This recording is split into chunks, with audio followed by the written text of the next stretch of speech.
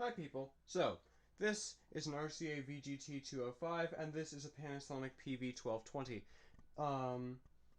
Yeah, they are massive. I'm having to reach my camera very far up and back.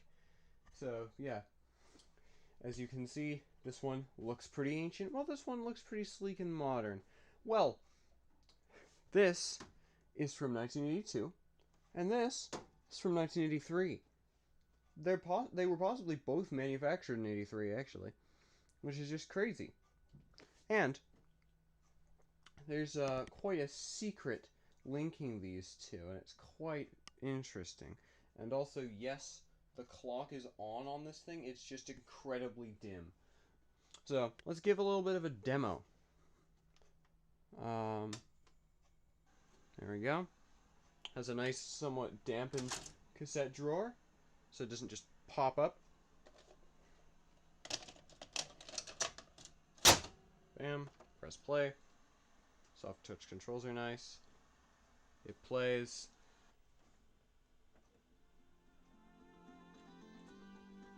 It's VHS. Bam. I mean, yeah. Has the big old tuner knobs that are fun. Despite being from 1982. Mechanical tape counter.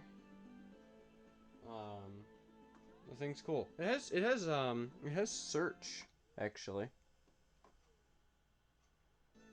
But interestingly, the rewind search does not work. It just freezes. So, yeah. And also the composite outputs are on the front along with the inputs. So, yeah. We're not here for a full overview of both of these VCRs. So, I will stop that. Turn that down a bit more. There we go. Eject it. It's pretty nice. Ignore the massive crack on the top.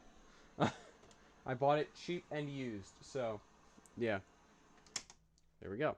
Now I'll switch my input to video 2 and we'll take a look at the PV-1220. As we can see, has one of these electronic kind of tuners with a bunch of mini tuners. So that's cool. It has a clock with the day, so it has a more complicated timer, although the timer buttons are only 3. There's only 3 of them. When you power it on, you can see it has a digital tape counter, and it tells you what speed you're on. It's soft touch eject. It's pretty cool. Let's grab a tape. Press play. It shows play on the screen, which is pretty cool. It shows its SP. Comes up on the screen. Looks pretty nice. The sound is a bit quiet, but I think that's just because this tape was recorded really quietly, so should have done it louder. Yeah. Here we go. It's pretty cool. Oh, this one also has the same problem with rewind search. Forgot to mention that.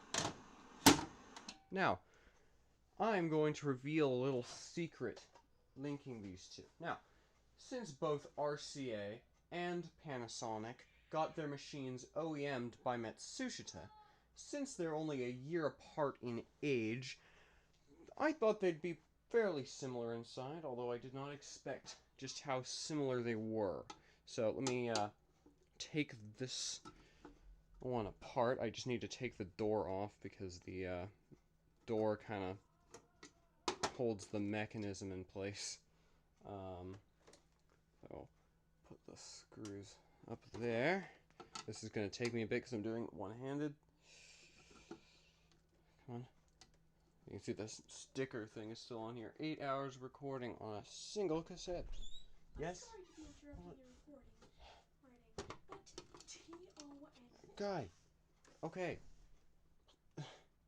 Just be quiet in here then.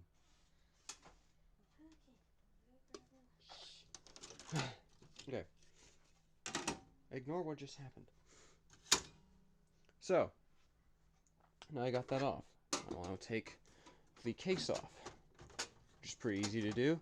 There's 2 screws at the back that I've already removed, and the case comes off. And you can get a good look inside.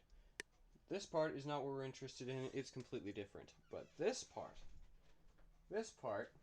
the cassette mech itself, is very, very, very similar to the one in the PV-1220.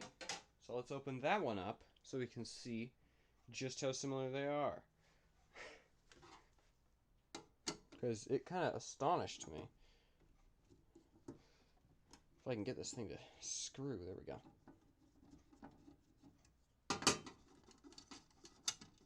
There we go, one. And then get the other screw. But yeah, I cannot figure out how to get the search rewind on these to work. There we go. Oh.